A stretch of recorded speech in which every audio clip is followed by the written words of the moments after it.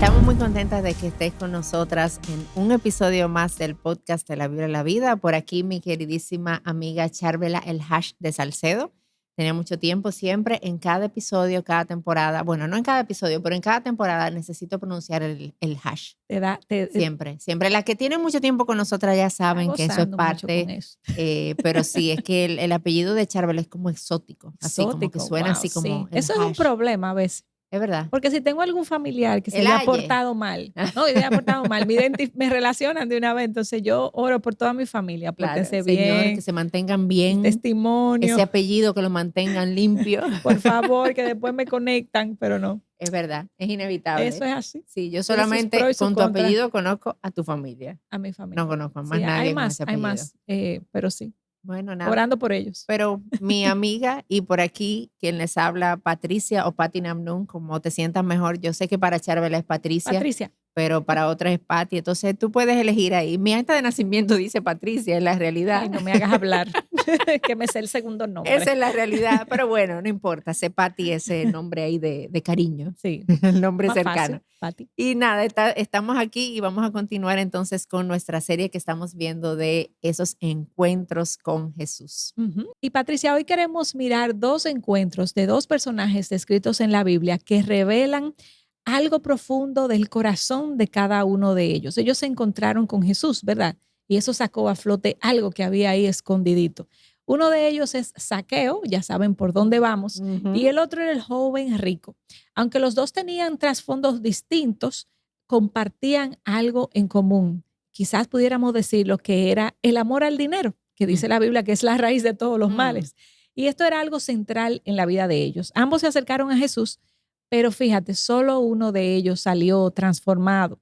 ¿Qué hizo la diferencia? Bueno, no fue la cantidad de riquezas que cada uno de ellos tenía, sino la disposición del corazón en ese encuentro con Jesús. Porque cuando nos encontramos con el Cristo viviente, Patricia, lo que realmente pone a prueba nuestro corazón no es lo que tenemos, sino la disposición que tenemos de entregarle eso a los pies de nuestro Señor. Y vale la pena entonces que podamos ir entendiendo un poco estos personajes que vamos a ver. Sí. Y vamos a comenzar por el personaje de Zaqueo, que hay algunas informaciones importantes que la Biblia nos deja ver con relación a Zaqueo, además de lo que ya conocemos por las canciones de niño, ¿verdad? Zaqueo, el hombre pequeñito. Ay, a mí no me la cantaron. ¿A ti no te la cantaron? Y yo soy que mala. Se subió a la mata, Zaqueo, ven, bájate de ahí. No, tú sabes que yo no era creyente desde chiquininga. No, pero yo tampoco, pero uno la oye. No, y a los hijos míos yo no le cantaba porque soy muy mala, pero no importa. No importa. Y dime de Zaqueo. Verdad, yo no es mi intención cantarte la canción tampoco, porque quiero que puedas seguir escuchando el episodio. Y si te la canto, sé que te vas a ir no a una mata, no vas a apagar el episodio. Ayuda a la hermana ahí, por favor. Una mata es una planta, así le decimos en Dominicana, importante, ¿verdad? Porque no en todos lados le llaman así. Un árbol. Pero bueno, además de este suceso por el que Zaqueo es bien conocido, hay otras cosas también que están ahí en el trasfondo de Zaqueo que es importante que podamos conocer. Y la historia de Zaqueo aparece en Lucas 19 y el versículo 2 de Lucas 19 nos dice que él era jefe de los cobradores de impuestos y él se había hecho muy rico. Sí. Zaqueo tenía dinero, era un personaje que tenía bastante dinero, pero así como tenía dinero, tenía una reputación bastante mala. Sí. ¿Por qué? Acuérdate que era recaudador de impuestos.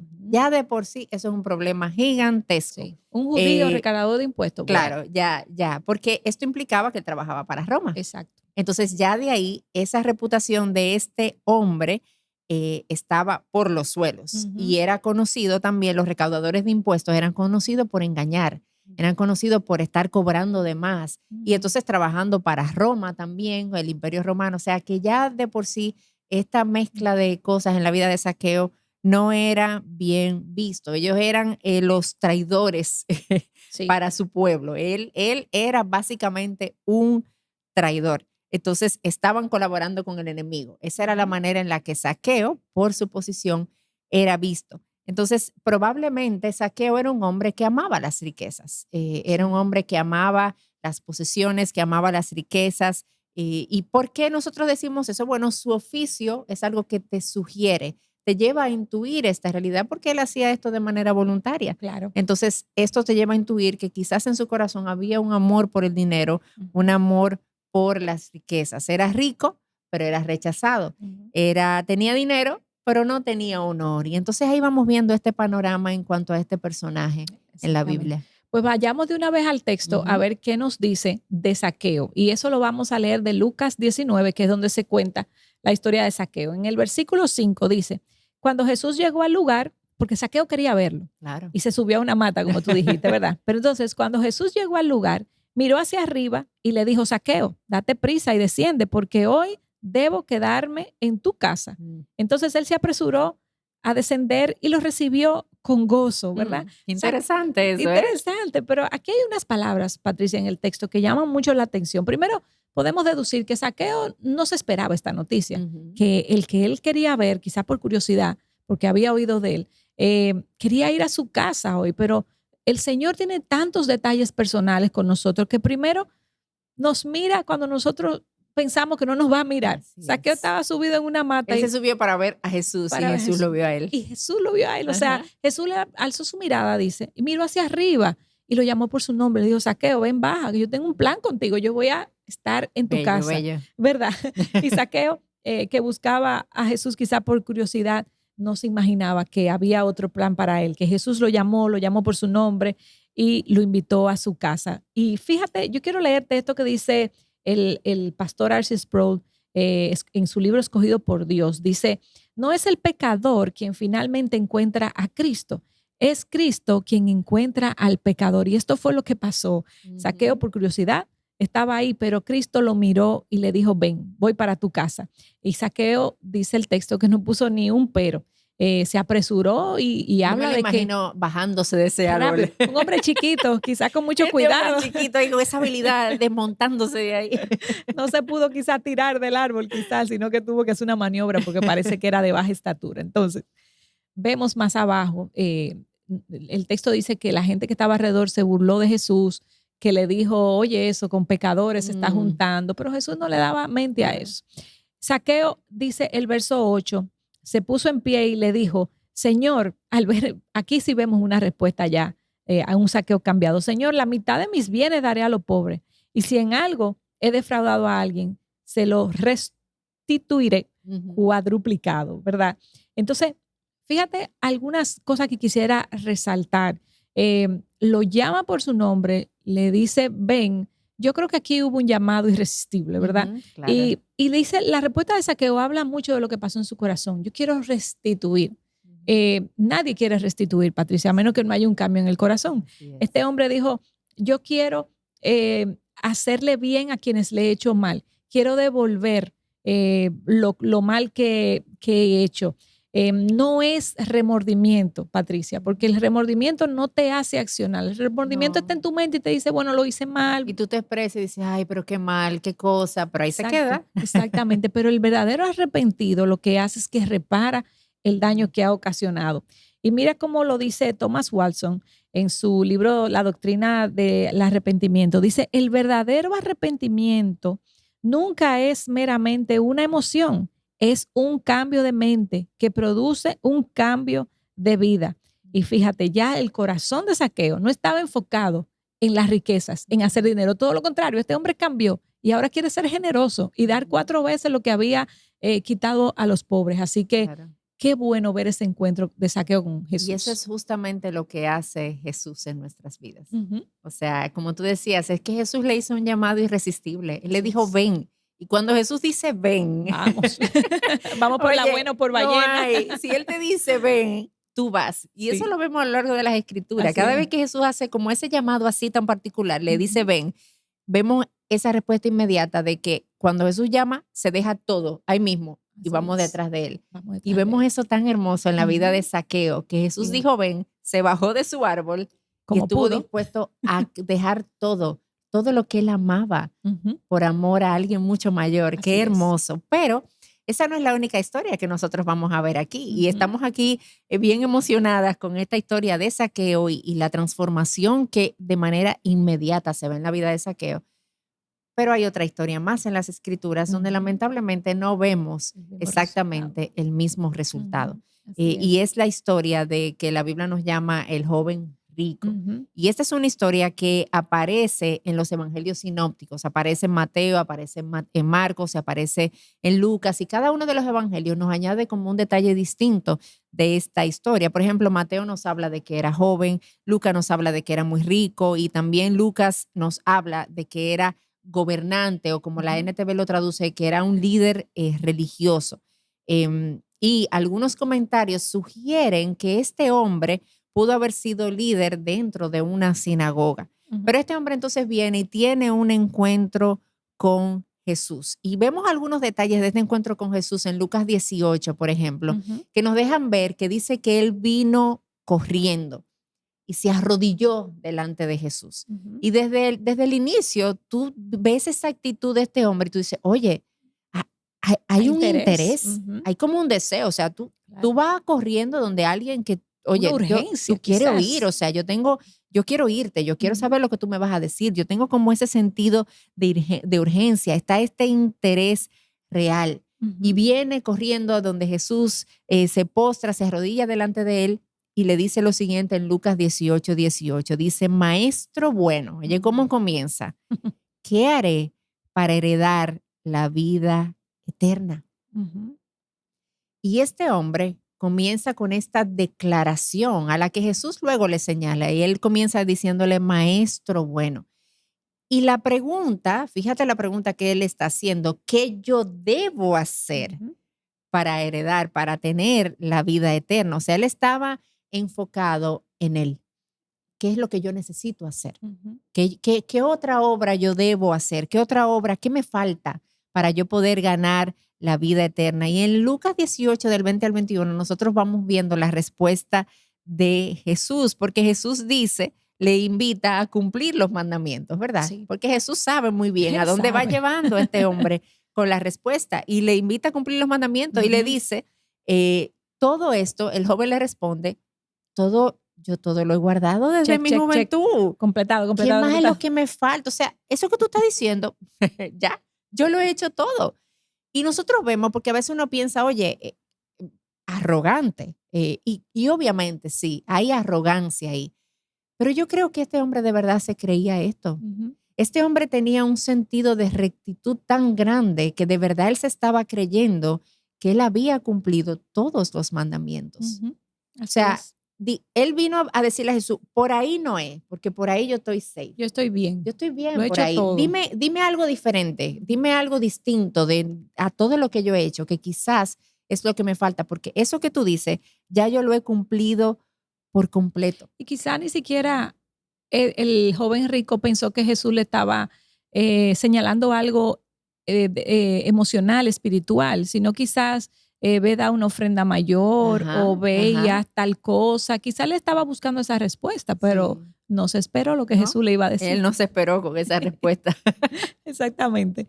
Bueno, y Jesús, conociendo, como tú dices, esa intención de su corazón que le dice, yo estoy bien, estoy súper bien. Jesús, con lo siguiente que le dice, expone el verdadero pecado, el verdadero ídolo, que eran las riquezas. Y fijémonos lo que dice, yo quiero traer ahora el relato de Marcos. Habíamos leído Lucas, pero en Marcos también nos habla de este joven rico. Y dice lo siguiente, entonces Jesús mirándole, escucha bien esto, lo amó, sintiendo un profundo amor por él, dicen otras versiones. Y le dijo, una cosa te falta, anda, ve, vende todo lo que tienes y sígueme. Fíjense, lo amó. Jesús no hizo esto para castigarlo, para hacerlo sentir mal, para hacer sentir quizás su arrogancia o su hipocresía. Fue una pregunta directa o una sugerencia directa para hacerlo reaccionar, para que él cambiara, para que él pudiera pensar, oye, estoy pensando mal, aquí hay algo que debo de hacer diferente. Jesús lo amó y le dijo, vende todo lo que tienes y sígueme. Pero lamentablemente el resultado que vemos en la vida de este hombre rico no era el que nosotros quisiéramos. En Zaqueo sí vimos un resultado. Vimos generosidad, una conversión quizás instantánea cuando él lo llamó por su nombre. Y convirtió a Zaqueo en un hombre generoso. Pero dice el texto que este hombre se puso triste cuando Jesús le dijo eso. Entonces, los ídolos en el corazón de Zaqueo y de este joven rico era el dinero, pero ambos respondieron de una forma diferente. Zaqueo definitivamente con generosidad.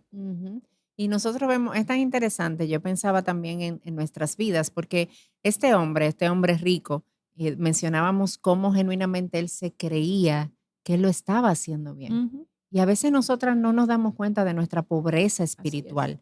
Pensamos que estamos bien, pensamos que nuestra vida está en orden, pensamos que todo está donde debería estar.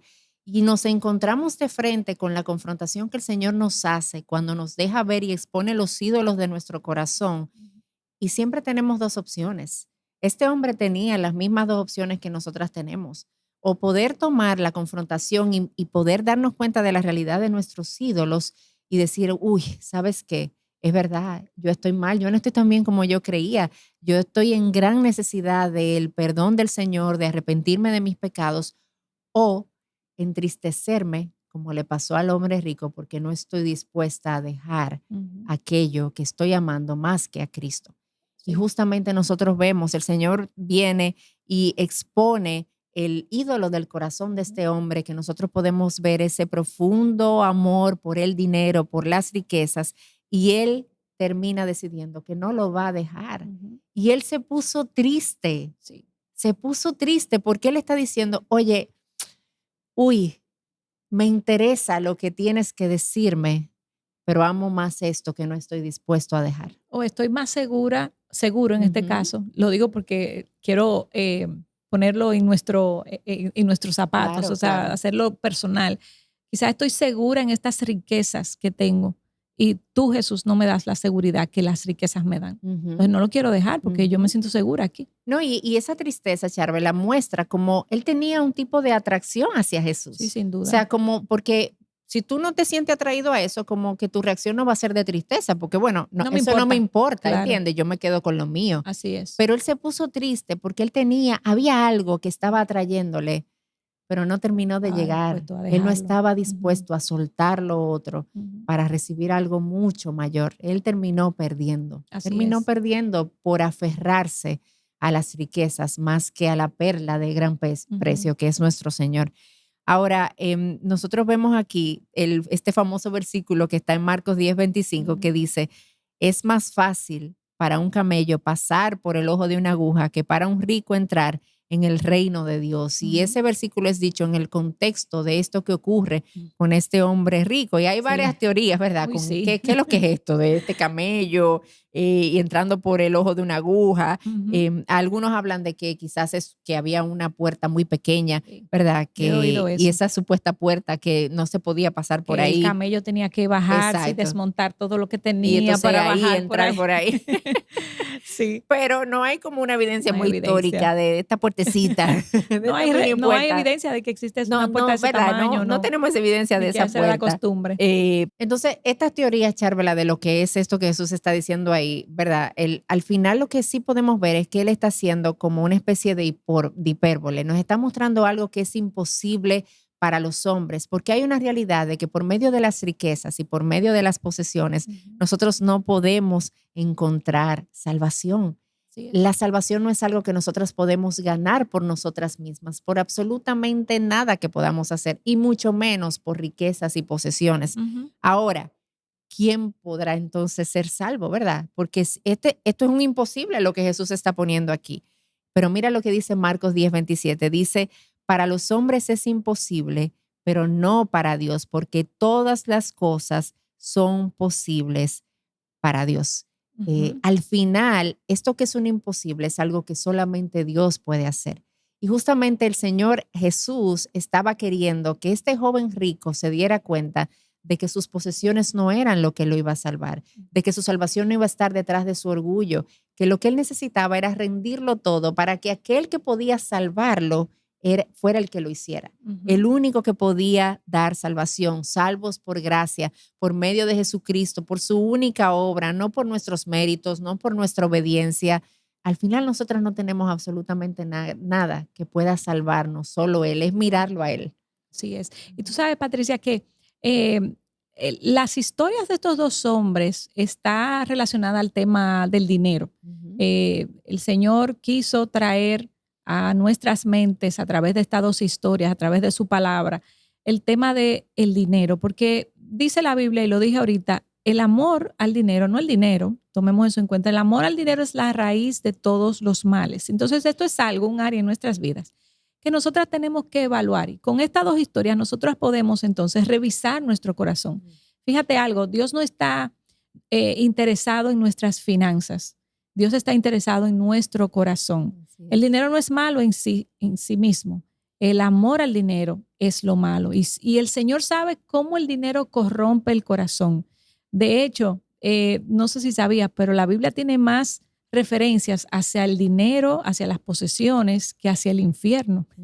Porque Dios sabe lo que hace el amor al dinero en nuestro corazón. Y estas dos historias nos lo revelan. Entonces, esto es un llamado para todas las que nos están escuchando a revisar el corazón y a la luz también de lo que el apóstol Pablo escribió en Filipenses 4. Debemos recordar que Filipenses es una carta escrita por el apóstol Pablo en la cárcel, donde él no tenía un detallito ahí, donde él estaba en oscuridad y con escasez. Pero él dice lo siguiente, en Filipenses 4, 11 al 12, es una verdad contundente que todas las que tengamos temas financieros debemos abrazar, o amor al dinero debemos abrazar. Dice el apóstol Pablo, no que hable porque tenga escasez, pues he aprendido, anoten esa palabra ahí, a contentarme, he aprendido a contentarme, cualquiera que sea mi situación. Sé vivir en pobreza y sé vivir en prosperidad. Por todo en todo y por todo he aprendido el secreto tanto de estar saciado como de tener hambre, de tener abundancia como de sufrir necesidad. El apóstol Pablo tuvo abundancia. Él dice, yo en un momento tuve abundancia. O sea que aquí no hay nada malo. Y tuvo escasez, tampoco hay nada malo en la escasez. O sea, Dios en cada momento nos está enseñando algo. Y al apóstol Pablo le enseñó el secreto de estar contento. Esa es una palabra ahí clave, es la palabra autártico. Yo soy independiente de la circunstancia. ¿Cuántas de nosotras pudiera decir que independientemente de las circunstancias económicas en las que estemos pasando, estamos contentas con lo que tenemos? Eso es algo que se aprende, dice Pablo. Yo he aprendido a contentarme. Entonces, eso es algo que nosotras tenemos que revisar a la luz de estos versículos, porque Cristo no estaba hablando de las finanzas. A él no le interesa el dinero de Zaqueo ni del joven rico. Le estaba interesado en el corazón. Amén. Cómo cada uno de ellos estaba manejando esto que amaba. Y vale la pena entonces que nos hagamos algunas preguntas con la intención de poder evaluar nuestro corazón también con este tema de las riquezas, del dinero, que lo estamos viendo aquí en estas dos historias. Y yo te voy a mencionar de manera rápida algunas preguntas que pueden servir para esa evaluación. Una de esas es, ¿estoy dispuesta a pecar para ganar más, para conseguir más? ¿Qué estoy dispuesta yo a hacer? ¿Me tienta a ostentar? Yo me veo tentada en presumir que tengo dinero, que tengo recursos. Yo necesito que el otro sepa que yo lo tengo. No me es fácil ser generosa y me cuesta mucho dar. Gasto fácilmente en las cosas que yo quiero, pero cuando se trata de dar a otros, eso me cuesta mucho. Casi nunca estoy contenta con lo que tengo. Siento que necesito más, siempre más, siempre más, siempre más. Elijo mis amistades conforme a su estatus social. Busco siempre relacionarme con el que tenga dinero, con el que eleve mi estatus social o la manera en la que yo me veo con relación a las riquezas. Me quejo cuando estoy en escasez, cuando no tengo lo que quiero, cuando la comida que tengo, el restaurante al que puedo ir, quizás no es necesariamente al que yo tengo los recursos para genuinamente hacerlo, o me olvido de Dios en medio de la abundancia. Esas son preguntas que pueden servirnos para poder evaluar dónde está mi corazón con este tema de las riquezas. Patricia, entonces la pregunta aquí ahora es, ¿qué haremos nosotras? Y nosotras queremos traer 4 verdades que siempre deben de estar presentes en nuestro corazón para que reflexionemos con relación a la inclinación de nuestro corazón hacia el dinero. La primera verdad es que, mis hermanas, el dinero no satisface. Y eso nos lo dice Eclesiastés 5:10. Los que aman el dinero nunca tendrás suficiente. Así que, por más que tú tengas, nunca vas a tener suficiente. Lo dijo Rockefeller cuando le preguntaron cuánto se necesita para estar satisfecho. Y él dijo, un poco más de lo que se tiene. Wow. Eso es increíble. La segunda verdad, lo material es eternamente irrelevante. En Lucas 12, del verso 16 al 21, nosotros leemos una historia de un hombre que tenía mucho y construyó unos graneros grandísimos para almacenar más. Y la palabra le llama a él necio. Mañana te van a perder el alma, te vas a quedar sin nada, porque lo terrenal no es relevante para lo que es eterno. Ujú. Algo más también que podemos ver, Charbela, es que el dinero es espiritualmente peligroso. Cuando nosotros, ¿verdad?, dejamos que el dinero ocupe un lugar que no debería ocupar, eso tiene un impacto en nuestra vida espiritual. Y 1 Timoteo 6 nos habla que los que viven con ambición de hacerse rico caen en tentación y quedan atrapados por muchos deseos necios y dañinos que los hunden en la ruina y la destrucción. ¡Wow! Ujú. Pues el amor al dinero es la raíz de toda clase de mal y algunas personas en su intenso deseo por el dinero se han desviado de la fe verdadera y han causado muchas heridas Más dolorosas. claro de ¡Wow! ahí. Sí, demasiado. Nada más que agregar. Otro punto es que yo necesito recordar que yo no soy dueña, yo soy una administradora. Porque cuando yo creo que lo que yo tengo es mío, ahí es donde viene el problema. Yo Ajá. necesito tener esa conciencia de que todo lo que yo tengo, como me dice la palabra, todo lo que yo tengo me ha sido dado. El Salmo 50:12 dice, si yo tuviera hambre, no te lo diría a ti, porque mío es el mundo y todo lo que en él hay. Así es. Absolutamente todo le pertenece al Señor, incluyendo nuestras riquezas. Todo es de Él y Él da a cada quien conforme a sus propósitos y sus planes, conforme a su voluntad que es perfecta en todo momento. Así es. Y con eso queremos cerrar, Patricia. Recordemos que la respuesta de Zaqueo no fue perfecta, no fue una respuesta religiosa, fue una respuesta transformadora. Lamentablemente, del otro lado vemos al hombre rico no dar la respuesta correcta. Y la pregunta aquí es, ¿cuál respuesta vas a dar tú cuando el Señor te pregunte, te cuestione? Te pregunte por tu fe, te pregunte por tus finanzas, te pregunte por tu vida. Así que esperamos que haya en ti un cambio real, una introspección genuina a través de estos dos personajes que hemos estudiado en el episodio de hoy.